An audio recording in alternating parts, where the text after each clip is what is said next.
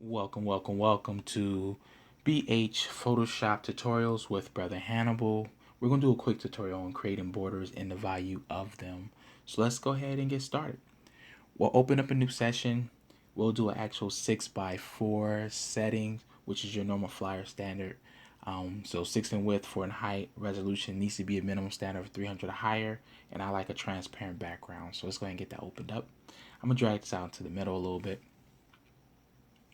Make it a little easier to function off of. If you notice, you don't see anything on the top or the sides right now. If you hit Command R or Control R, you will see something beautiful pop up like that right there. It's called a ruler.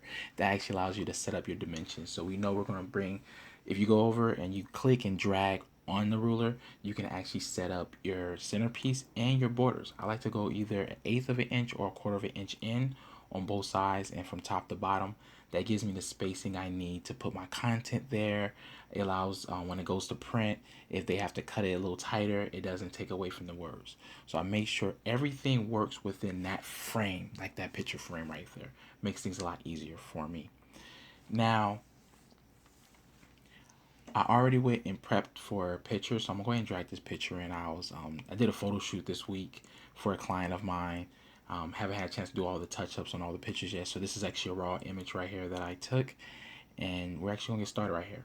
So if you notice, it didn't pop up, so I had to actually go ahead and do float all window so I can bring it over, and then we'll drag it over into the session.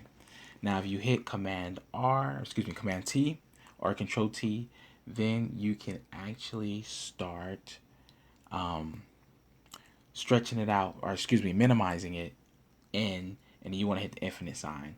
Well, we'll go through that in another tutorial as well, but right now I just want to show you the borders. So if you notice right now, you can see the borders as I'm actually dragging this in and I'm replacing it so it fits within, quote unquote, my flyer size. So if I want to make this an actual flyer, I have it. And then if you notice the image, I'm gonna move it a little to the left because I wanted to put it on the closest possible on the other side of that center blue line right there, so I can bring a little balance to this.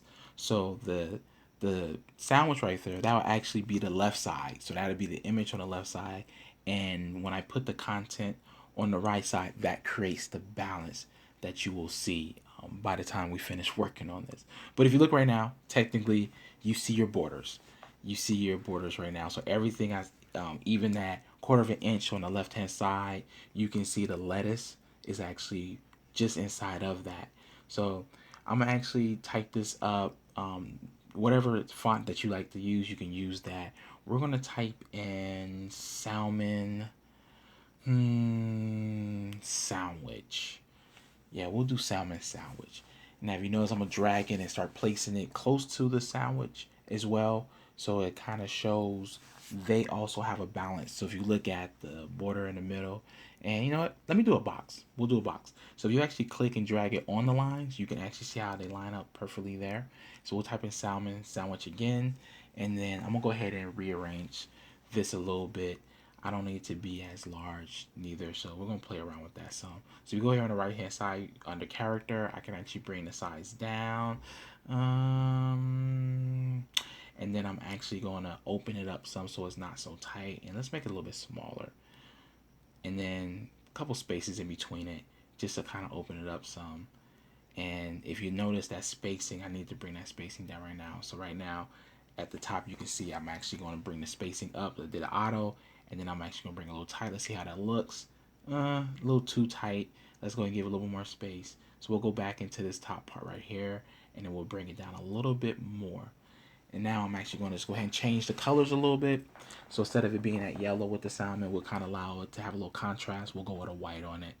And then I'm going to go ahead and darken up this yellow just a little bit so it actually has more of a prominent look as we're working on this.